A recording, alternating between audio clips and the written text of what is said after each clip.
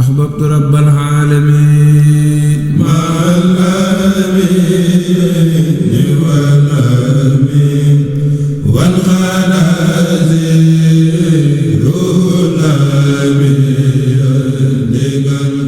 auzu billahi mina sheytaani rajim bismillahi rahmaani rahim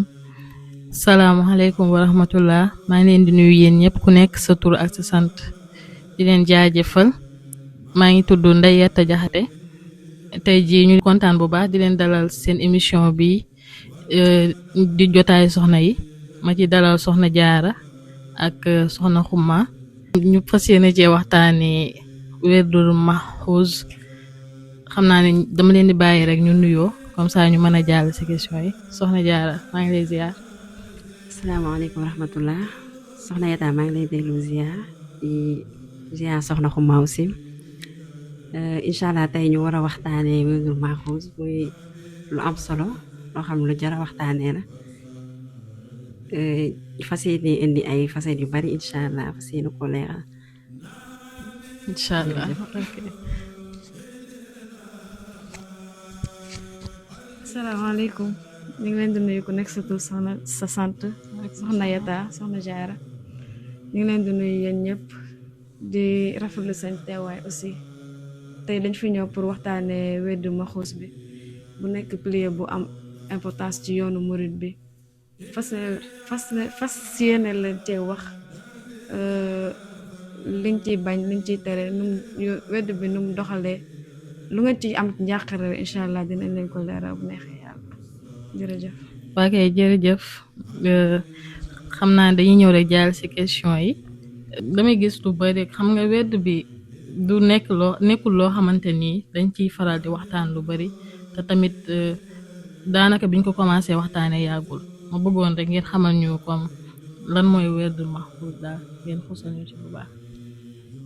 waaw soxna Yatta comme ni nga ko waxee noonu werd bi nekkul loo xam ne dañ koy waxtaanee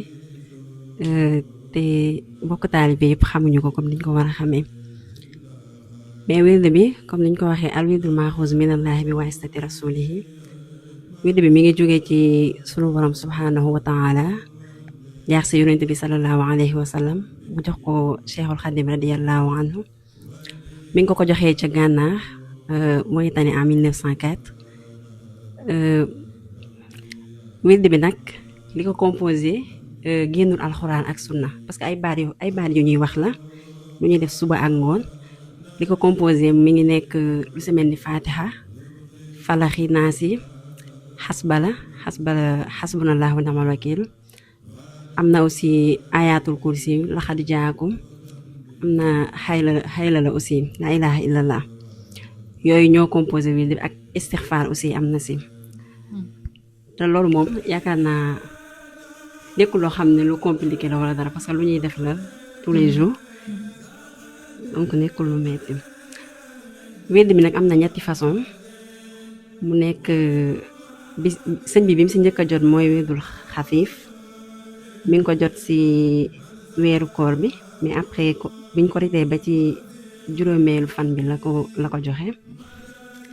après bi mu jotaan mooy kaamil moom mooy wird bi nga xam moo si gën a gudd après xaatam nag moom mooy bi nga xam ne moom lañ gën a taamu pour soxna yi lu si bari moom la ñuy jox soxna yi ak ñi nga xam ni peut-être amuñu temps bu bari wala seen kii demeewul noonu pour mën na nekk looy commencé après boo bëggee jàll si yeneen yi tamit ma ngi si jàll incha allah mu nekk loo xam ne dañ koy jàng suba ak ngoon te solo si moom foo ko taxawee weesu na ko xam naa incha allah dinañ ñëwaat ci wird bi pour gën a leeral li nekk si biir. incha allah waa kay jërëjëf soxna Jaara man nag damay dégg ñu naan xam murit sax murit dëgg la ak du dëgg ak comme murit dëgg nga ak yooyu noonu ba xam da nga war a yor werd bi ba xam obligation la daal ba xam lu war la si murit bi pour ak mu dëggal ak muritam xam naa damay jox soxna Xuma rek mu tontu ñu si loolu. jërëjëf soxna Yatta laaj bi am na solo lool parce que daanaka ñu bari loolu moo leen di tënk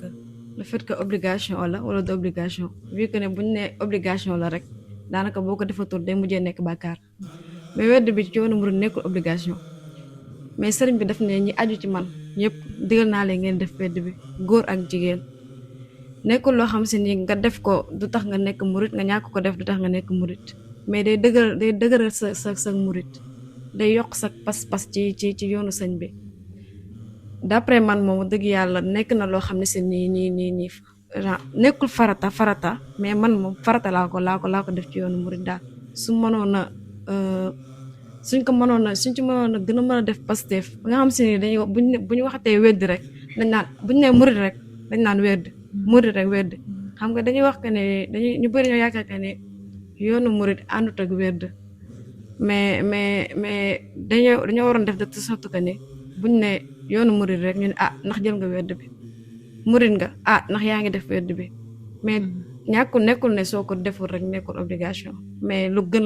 a gën fekkee ne mën nañ ko mën a jël ñëpp jaajëf. ok jërëjëf soxna ñu ngi lay jaajëfal xam naa ñoo ko déggandoo kon war nañ ci lii nag soññee la bu mat ci ne ku nekk daa war na góorgóorluwaat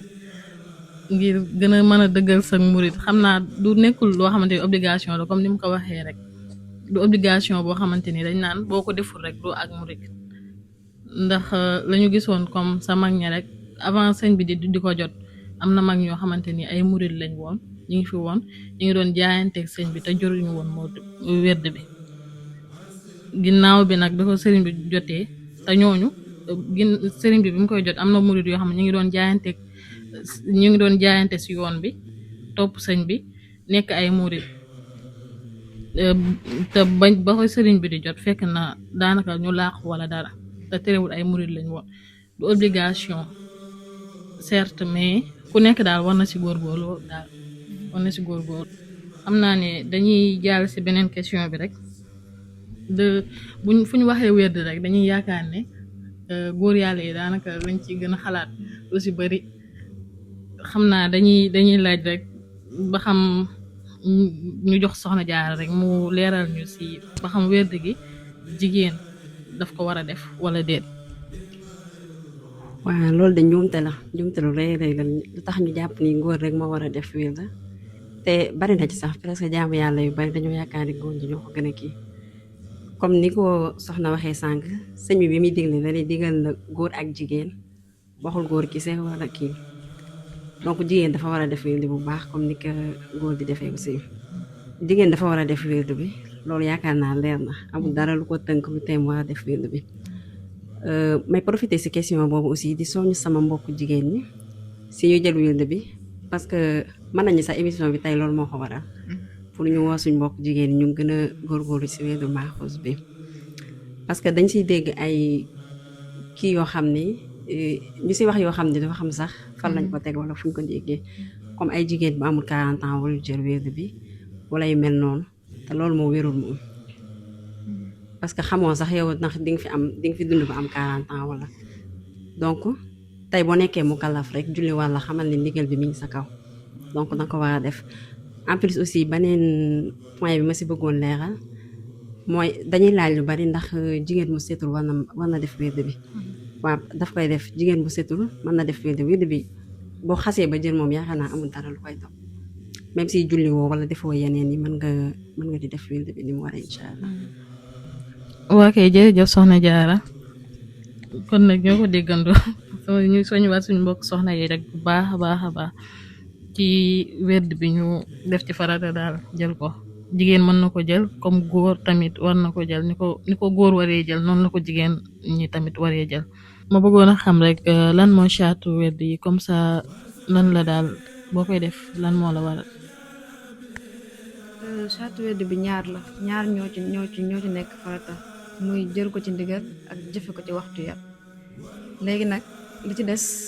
muy li nga xam si ni moo tënk nit ñi daanaka benn am nañ ci naafila chaque jour fukki rakka loo ci tare nag baax na am nañ ci woor 3 fan ci weer bu nekk am nañ ci xam say farata am nañ ci julli mbooloo nga fonk ko loolu même su nekkee waxuñu nga dem ci jàkka ja wala nga dem ci même bu nekkee da nga yor sa doom sax mën nga ànd ak moom nga julli ko am nañ ci aussi ànd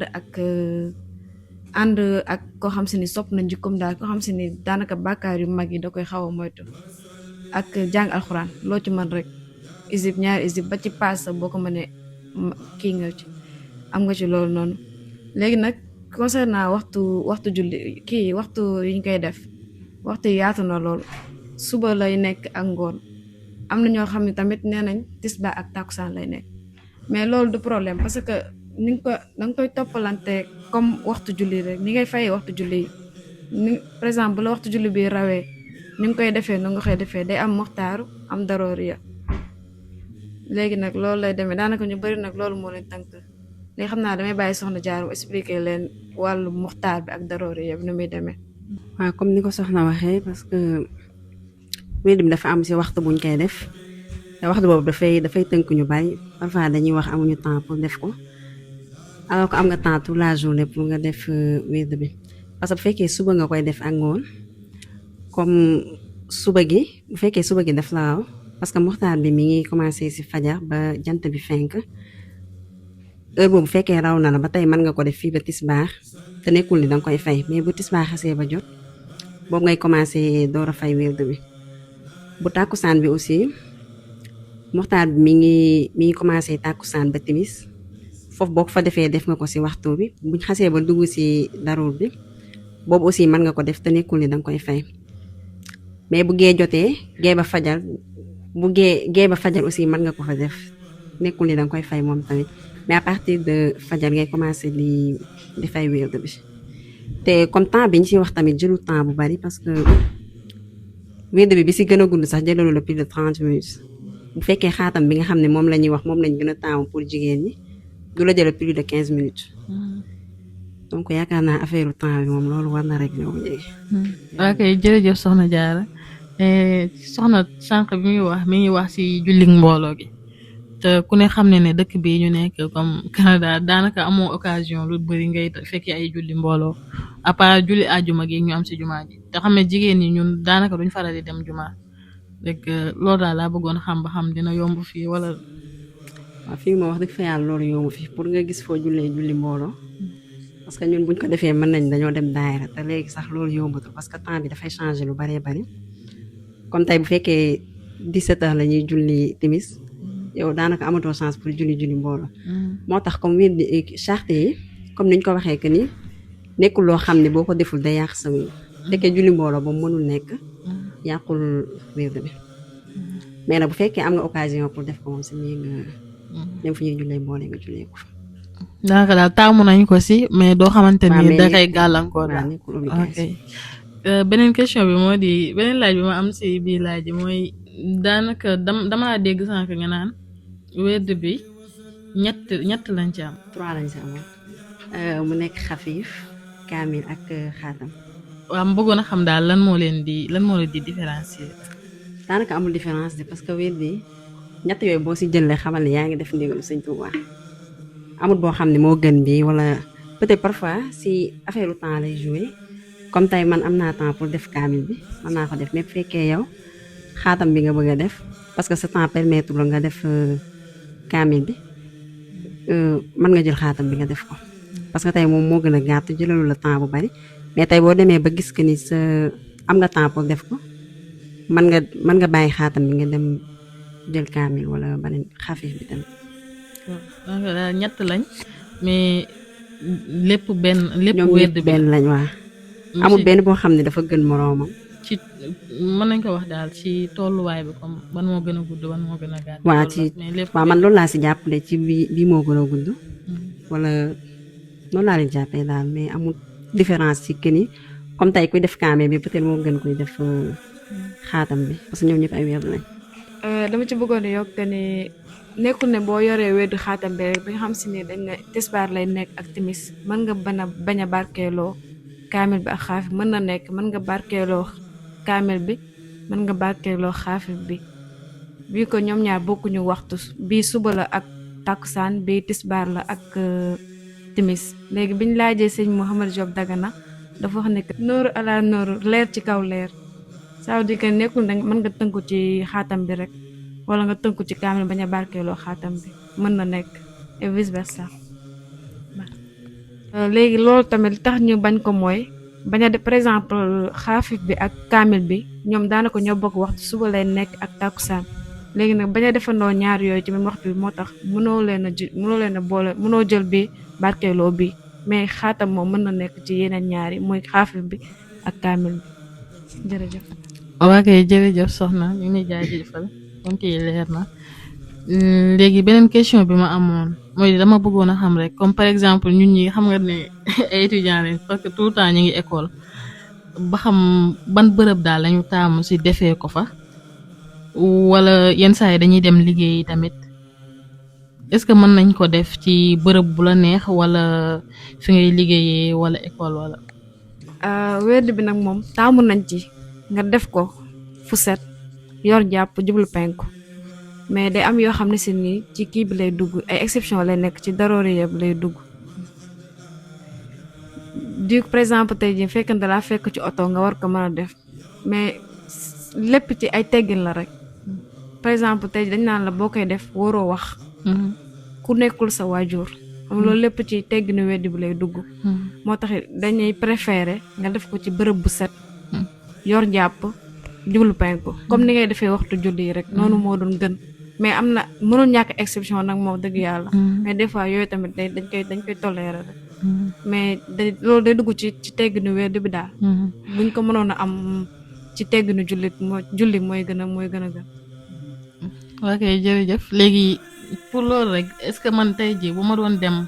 di voyager par exemple may jógee Chicoutimi di dem Montréal wala dara yu waxtu bi fekk ma si yoon bi ma nekk si biir oto bi ndax mën naa ko defee si biir oto bi. soxna Yata di nga wax dëgg mën na nekk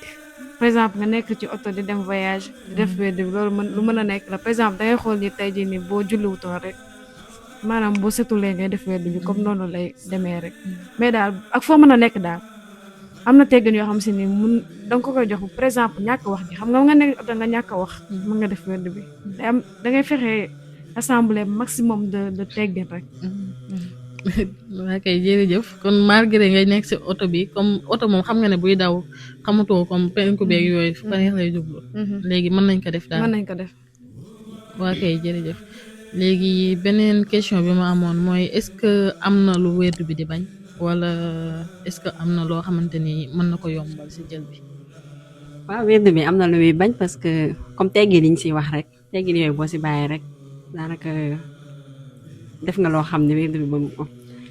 werd bi ku koy def danga war a bàyyi kabaa'ir yi mooy bàkkaar yu mag yi lu ci mel ni ñoom njaaloo ñoom ray nit ak naan sàngara ak ñoom seen comme ni ko sëñ Ahmad waxee nee na yaakaar na ni sax loolu moom benn murid nekku ci mais murid bi ci nekk tamit incha allah werd bi mën na la ci génne incha allah. ak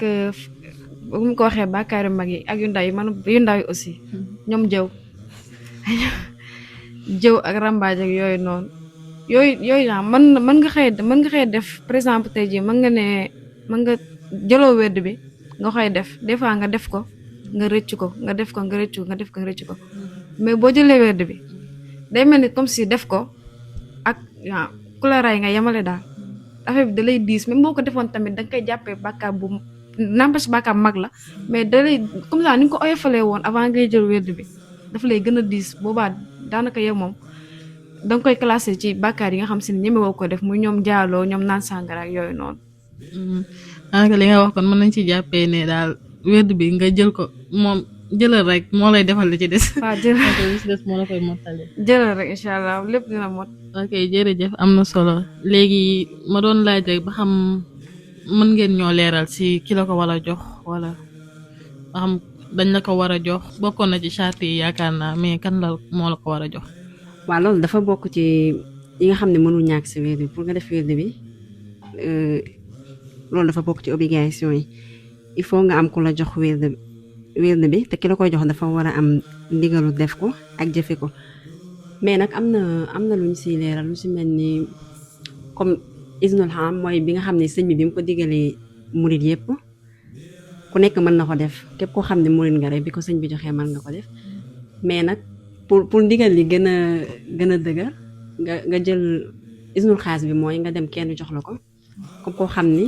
moom daf koy def ba pare am na ndigalu joxe ko tamit. waa kay jërëjëf soxna Jaara ci tontu yi leer na léegi ñu doon ñëw rek ci njariñu werd bi lan mooy njariñu werd. jërëjëf soxna Yata waaw werd bi de mën nañu wax ne lépp njariñ la. te li ci nekk ci njariñ lépp sax xamuñu ko xanaa ñu jéem a wax liñ ci xam rek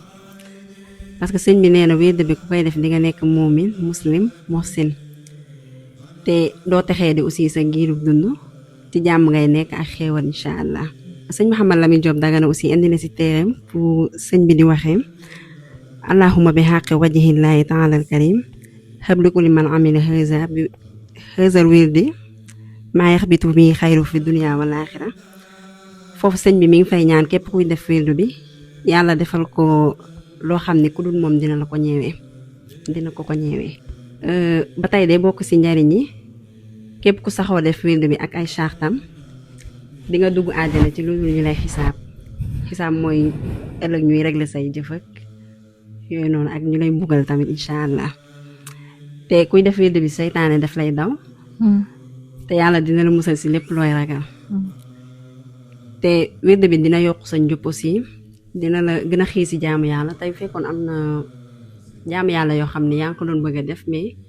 yombul woon si yow bis boo jëlee wirdu bi incha allah dina ko gën a yombal. mais nag comme lu may leeral ci njariñ yi genre baax na trop mais warul tax yow nga jël wirdu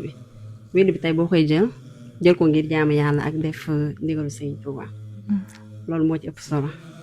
waa kay jërëjëf soxna Diarra ñu ngi lay jaajëfal xam naa li nga ci wax rek la moom si gën a marqué rek muy li nga wax ne da lay soreel ak kii nii seytaan ndax damaa déggoon si benn waxtaanu Sëñ Ahmadu loolu la gënoon a insisté sax mu ne yeneen wirdu yi daanaka dañ naan la bii dalay tax ngay dem Màkka daal dalay tax nga gaaw a dem Màkka ak dalay tax mais wirdu bu lay soreel rek seytaane moom ak si jamono ji moom daanaka jenn tax ku nekk jar si góorgóorlu. léegi nag damaa bëggoon a xam rek comme que yéen daanaka da ngeen koy jëfandikoo ma bëggoon a xam est-ce que mën ngeen ñu wax yéen lan moo leen gën a jàppale ba ngeen jël ko par rapport ak yéen seen expérience lan moo leen gën a jàppale ba ngeen jël ko. waaw man na li tax ma jël wirdu bi moom du dara lu dul parce que sëñ bi moo ko digle parce que man dama jàpp ni comme ñun sëñ bi lañ yaakaar tey bu ñu digalee. yaakaar naa ëpp na ñuy bañ a def wirdu bi daal buñ ko mënee loolu ma bokk na ci li tax ma jël ko mais bi ma ko jëlee ba pare li ma ci gis ak li nga xam ne moom laa ci seetlu gis naa que ni gën na ma yombalal pour ma gën a sawar si jaamu yàlla parce que bu njëkk pour ma naafe la woon rek problème la woon si man te léegi wirdu bi gën na ma ko yombalal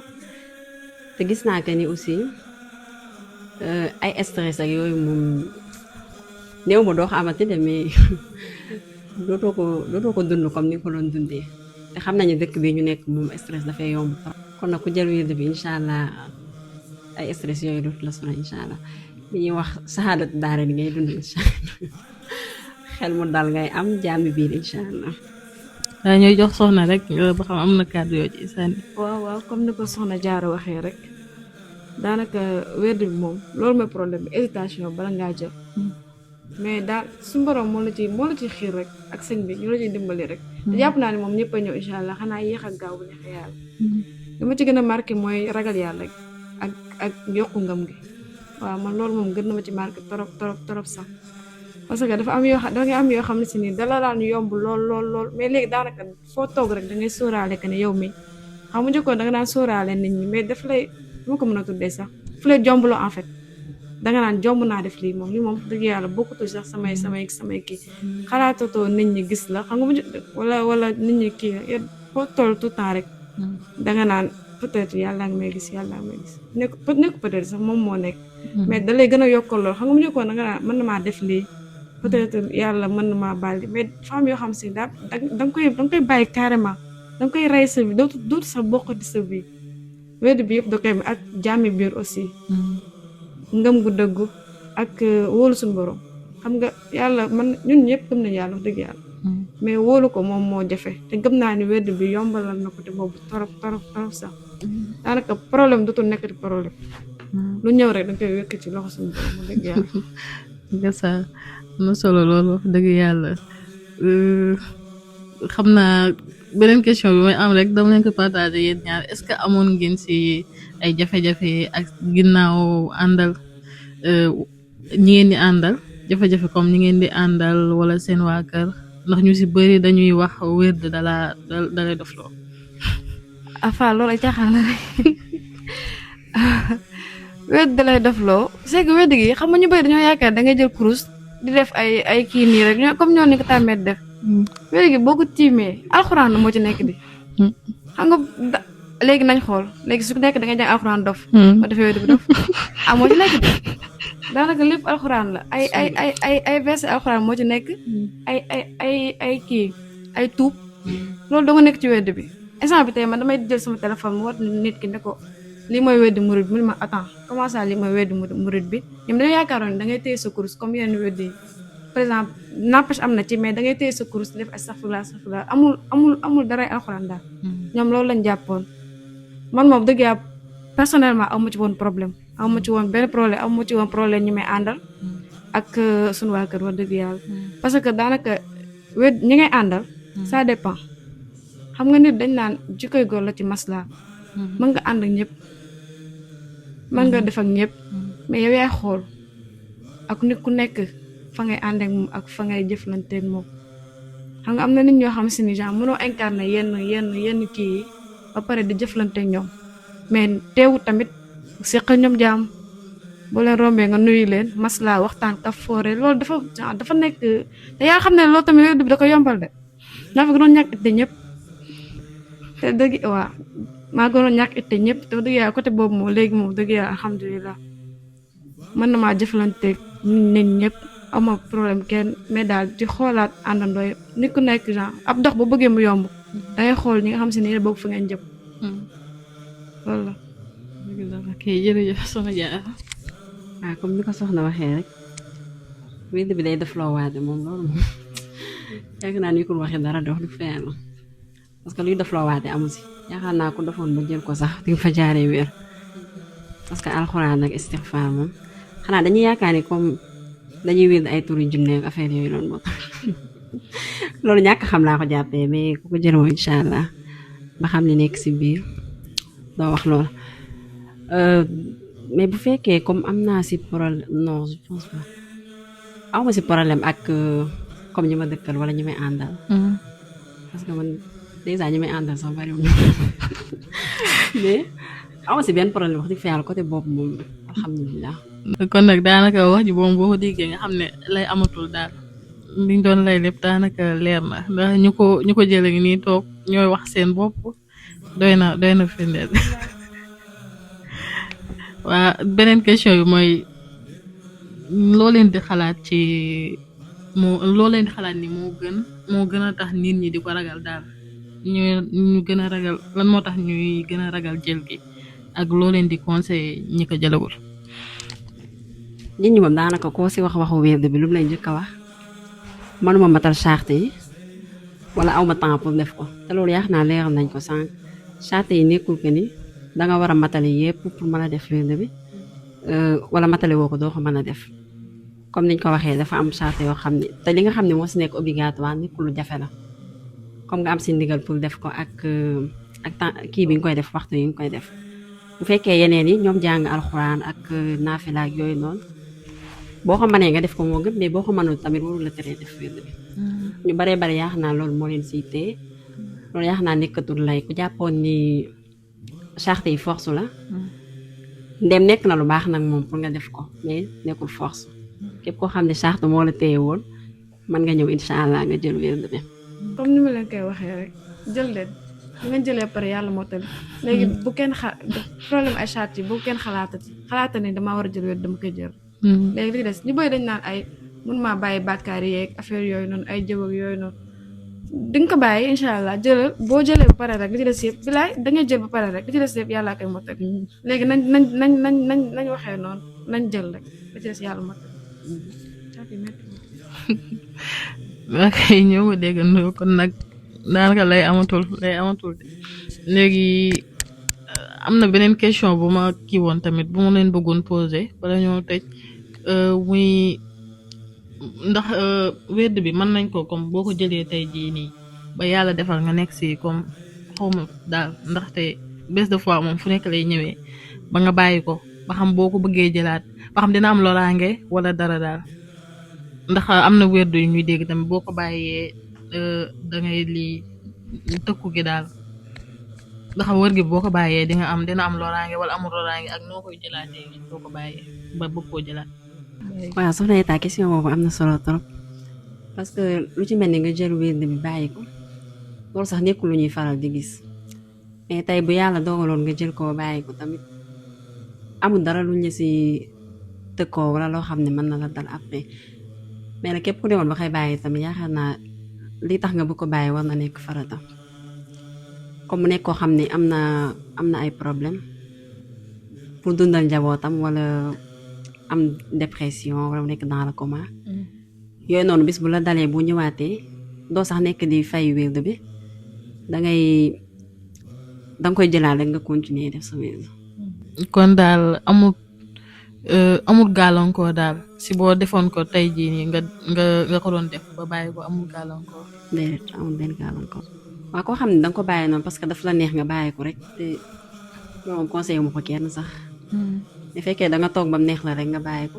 après tamit mën nga demaat nga jël ko nga defaat wérd bi parce que comme li nga wax sànq parfois dañuy am ay baisse de foi yu mel noonu mais bu la dalee tamit incha allah da ngay demaat rek nga jël ko tamit amul benn problème. waaw mën nañ ci déggee ne tey jii boo demoon ba ñaan ñu ko yàlla nga dem ba bàyyi ko wala dara boo koy jël boo ko bëggee jëfandikoo waat dañ la ko war a joxaat. waaw dañ la ko war a joxaat. comme ni te amul benn loraange tamit ginnaaw bàyyi gi. waaw jàpp naa ne sëñ bi ne déewu si benn loraange moom. ok yaakaaroon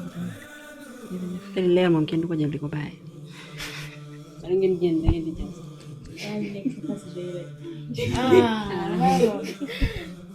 baax na loolu la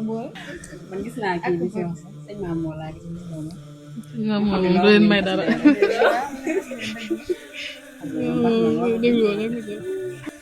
personnellement lan moo tax nga di ci xasida yi personnellement lu tax nga di ci xasida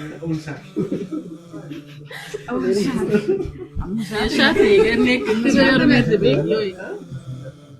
mais charte yi li ñu la digal boo yoree wedd bi ak boo ko yoree mooy am parce que li la digal wedd bi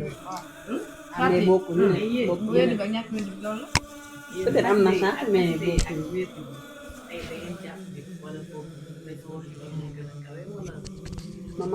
man personnellement jàpp ma ne am na pour man ñaari fi moom xasida moom dafa nekk foofu seen bi moom déjà nekkul lu ñuy ginnaaw xasida ci mbir la wedd bi day dëgëral non non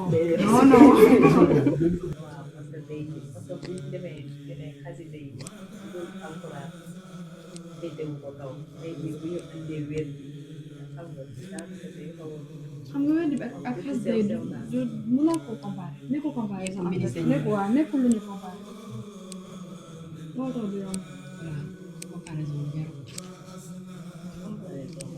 waaw tey jii wedd bi daf lay discipliner rek parce que nga am loo xam ne danga ko war a def si waxtu bi nii nga ñëw def ko loolu yëpp ci discipline lay dugg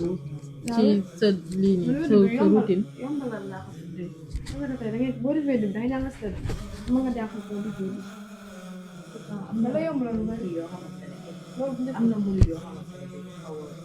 ay yenn conférence yoo xam ne xaw a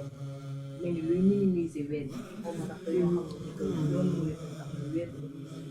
wala am na xaw a contradictoire loolu la rek xam nga état bi loolu daal la dégg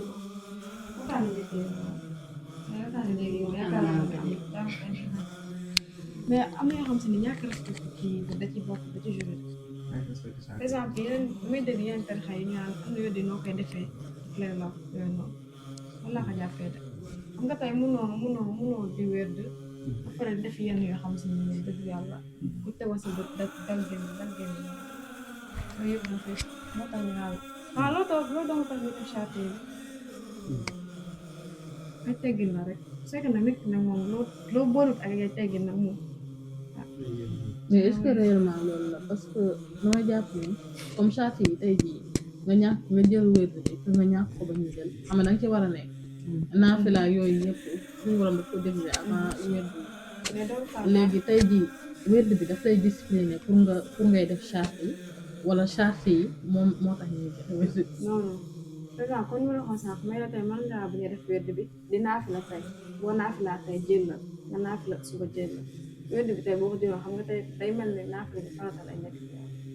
mais tey jii am na ñoo xamante ni yoruñu wér bi te naafila ak yooyu waaw loolu laa leen wax may la parce que nit ñi bokkuñu par exemple tey man mii mënoon na maa ñàkk jël wedd bi su ma naafilaa tey bàyyi ëllëg ma naafila yow mën nga ñàkk jël wedd bi continuer di naafila léegi nag wedd bi par exemple tey lu mu la ci fekk rek daf lay ci gën a discipliné ñaax pour nga comme gën a moom ci li fekk wax rek rek mooy yokkal la ci. mooy genre wedd bi moom moo lay yar pour nga nekk si Constant ci yeneen yenn comme que jotaayu soxna yi lañu wax ak wér bi tey jii mën nañu wax comme lu dem comme muuraay bi peut-être benn askan moom la yoo xamante ne comme mu nekk barrière est-ce que wér bi am na ñàkk muuru wala mën nañ wér parce que déjà jullit bi daa war a muur ay cëram te ñu si bëri suñu xëy na boobu respecté wuñ ko donc bay dem wér bi sax ñu naan dañ koy respecté donc loolu aussi bu dee côté soxna yi mën na nekk barrière bu dee góor yàlla tamit amaan na yenn défi wala dara moo leen di mais dafa am parce que tey bu fekkee yow ñàkk a muuru terewul laa jël wala tere ngeen parce que comme que ñoo ngi bañ a muuru te teewul ñu ngi dund wala tere ngeen waaye pourcentage yi mais nekkul ñaari kii yu bokkul. comme que junni moo gën a farata moom te yaa ngi bañ a muuru pare man la laa jàpp mais am foofu sax day sori muuraay beeg yëpp tey jii ñu ngi nii dañuy wedd mais daanaka am na sol yoo xamante ni ñu ngi koy sol te digal tere nañu ko wala dara ñu ngi si ba tey xëy na looy gën di avancer rek doone da ngay matal lépp si doog a soobu man tey jii mën nga soobu ba pare leneen ñëw yëpp di si yow yaay dem ba xoolaat yéen ñi waruma def da fekk na maa bu dee muuru moom daanaka yàlla moo ñu ko digal ba pare waaw loolu tamit ci nit yi lay nekk aussi par exemple tey jii su nekkoon da ngaa nekk si yenn yi jox la wér di mën nañ la mettre en garde yooyu comme man ki ma ko doon jox foofu xam nga mais ma ko jox dafa doon laaj wax naa ko respecté te ñaari charte te boobu ma ne ko xaw ma ne mais genre am naa yéen man ki ma ko doon jox daf ne ma xam naa ne di nga mën a charte yi ndax boobu moom dëgg amoon naa positif loolu wax dëgg yàlla mun ma xam naa ne di nga mën a charte yi mais boo jëlee après ji des si àll bi léegi nag après ci la rien à perdre. waa kay mu ngi noonu agsi nañ suñu jeexantalu jotaay bi ñu jagleel soxna yi tey jii ñu si doon waxtaanee werdu maxuus nekk lu am lu solo loo xamante ni solo si foo ko natt rek weesu na ko sëriñ bi nag digal ko képp ku aju si moom xam naa loolu rek war na tax ñun ñëpp ñu góorgóorlu ci daal dafardu ci bu baax a baax di ci soñu ñëpp di ci soñu tamit suñu bopp ma leen di jaajëfal ñiir ñëpp mbokki taalibe yëpp di jaajëfal tamit sama mbokku taalibe yi ma seqaloon jotaay bi soxna Jaara ak soxna Xuma